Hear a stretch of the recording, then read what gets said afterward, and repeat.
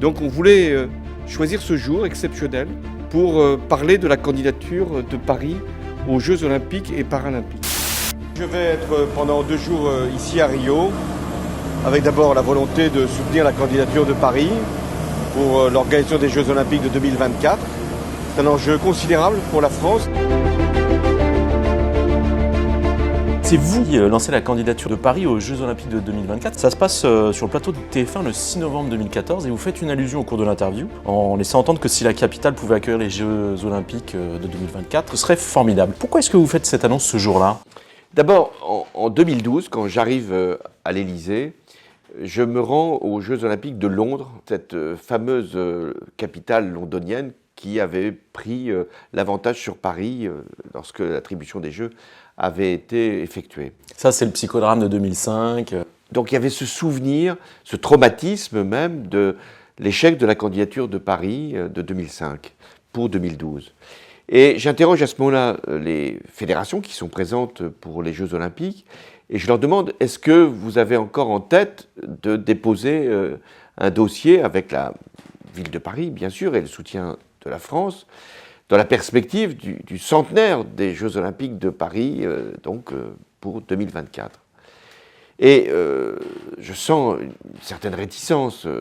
Est-ce que c'est pas un risque de répéter une fois encore l'aventure et qu'elle se termine avec la déception et la désillusion ? Parce qu'il y a eu deux échecs. 2 échecs successifs, et l'un plus douloureux que l'autre. Bertrand Delanoë s'était vraiment beaucoup investi. Pour la candidature de 2012, tout le monde partait du principe que la France, que c'était fait, que c'était dans la poche. C'était fait parce que le dossier était solide, parce que les arguments étaient bons, et parce qu'il y avait eu un travail qui laissait penser que la victoire était acquise. Et au dernier moment, Tony Blair s'était engagé et avait décroché 2-3 membres du CIO pour obtenir l'attribution.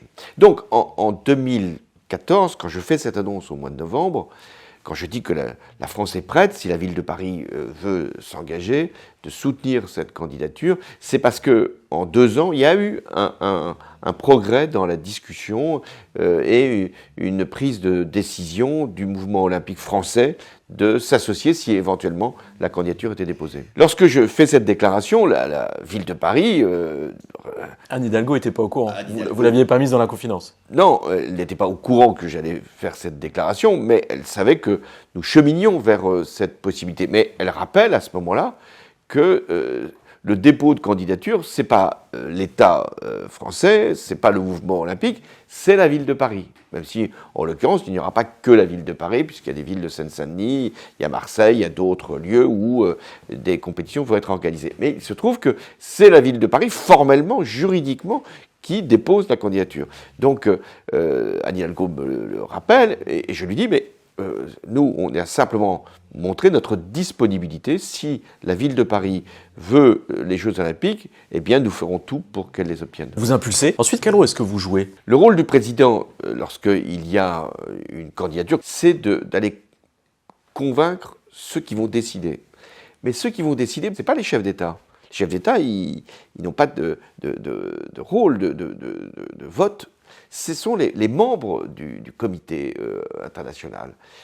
Et donc, chaque fois que je me déplaçais dans un pays, chaque fois que je faisais une visite officielle, je demandais à rencontrer les votants. Alors souvent, les votants, comme vous dites, ils promettent leur vote à plusieurs villes, ce qui est assez compréhensible. Ils ne disent jamais non. Donc après, il faut venir, revenir et quelquefois insister pour être sûr qu'au dernier moment, ils ne vont pas nous lâcher. Il se dit beaucoup que certains votes sont achetés, entre guillemets, il y a des promesses ou des cadeaux. C'est une pratique que se refuse à faire la France. D'autres le font, pas nous, vous confirmez ? D'autres l'avaient sans doute fait pour nous battre à des époques... C'est le cas pour 2012 et pour Londres ? Peut-être pour 2012. Nous n'en avons jamais eu la connaissance. Mais sans faire de cadeaux, ce qui avait compté en 2012, c'était l'implication directe du Premier ministre britannique, de Tony Blair. C'est-à-dire que même dans les 2 ou 3 soirs qui précédaient le scrutin, il avait fait le tour. Il avait téléphoné ou il avait demandé à voir. Bon.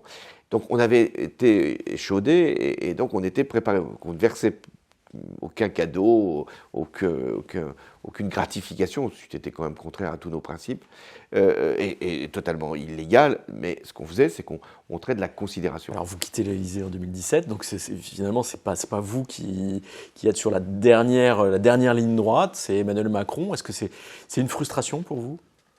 Non, parce que j'étais sûr que les Jeux étaient attribués à Paris, et donc j'avais cette fierté que Paris ait pu convaincre, et puis aussi ce retour vers le risque que Paris avait pris. C'était un risque au sens où ça aurait pu être un nouvel échec. Et donc voilà, c'était important pour la France, important pour Paris. Restait après à organiser les Jeux. Là, c'était à l'équipe suivante, l'État et toujours Anne Hidalgo pour réussir ces Jeux. À 6 mois de l'échéance, votre regard sur les Jeux, quel est-il? Est-ce que Paris et la France vous semblent pleinement prêts à les accueillir? Alors, il y a toujours, quand il y a un événement comme celui-là, des appréhensions. Est-ce que ça ne va pas bloquer Paris? Est-ce que ça ne va pas provoquer un coût excessif du logement? C'est vrai. Est-ce que ça ne va pas être pour les commerçants finalement une mauvaise aubaine, puisqu'il n'y aura pas nécessairement les retombées attendues? Même si pour les hôteliers, je crois que c'est déjà acquis au sens favorable. Et puis, il y a l'appréhension aussi par rapport à des risques, on les connaît, d'attaques, d'attentats. Et puis, il y a aussi une appréhension par rapport à ce que peut être la situation internationale. Est-ce que ça ne va pas, à un moment, être un facteur qui va atténuer la portée des Jeux? Mais ça fait partie de la mentalité française, une fois qu'on a gagné, de penser que finalement, ce n'est pas forcément une bonne histoire, une bonne affaire. Moi, je suis confiant. Je pense que c'est très important pour Paris, pour la France. Ça va être des milliards de téléspectateurs qui vont regarder les lieux. Un peu partout, on va voir la beauté de notre patrimoine, de nos paysages. Et des milliards de téléspectateurs vont en être, j'espère, impressionnés. Il y aura des retombées touristiques, pas pour les Jeux, mais bien après. L'enjeu majeur, c'est l'image de la France, la place de la France, le rayonnement de la France. Et c'est ça qui doit compter. Hein. Quand il y a tout le monde qui vous regarde, qui vous observe, vous devez être au plus haut niveau de la performance. Pas les athlètes, nous.